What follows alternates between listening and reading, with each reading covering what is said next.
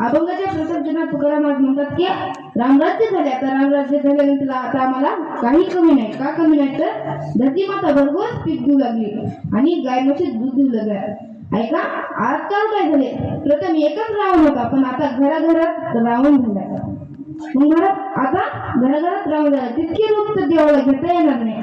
पण आपण जर म्हणजे रावण म्हणजे माणूस नाही की मनातला अहंकार, ती घराघराने अहंकार झालाय, ती घराघराने झालाय. त्याला जर मारायचं असं तर घरातला एकतर माणूस राम व्हावा लागतो. घरातला एकतर माणूस राम व्हावा लागतो. म्हणून आपण काय केलं पाहिजे तर देवाचं नामच घेतलं पाहिजे, देवाचं भजन केलं पाहिजे. अभंगाच्या दुसऱ्या रामायण आम्ही गववे दळीचा कांडीचा जीविता घेवाय.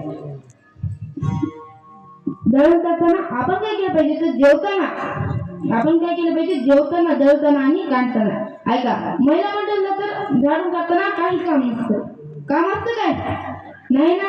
मग आपण काय केलं पाहिजे, आपण त्याच वेळेमध्ये देवाचं नाम घेतलं पाहिजे. स्वयंपाक करताना आपल्याला तर काहीच काम नसतं.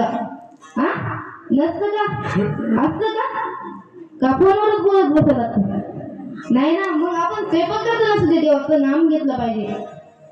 आपण काय करतो, स्वयंपाक करताना झाडून काढताना आपल्या मनात दुसरंच असतं की यानं ही आणले त्यांना ती आणले. मग आजकाल तर माणसं स्वतःच्या दुकानात कमी दुखे आहेत पण दुसऱ्याच्या दुकानात जास्त दुखे आहे. दुसऱ्याच्या दुकानात अजून जास्त दुखे आहे. ऐका, एक माणूस होता, त्याच्याकडे त्याला पीक जास्त झालं, मग त्याच्या पोटात दुखायला लागलं.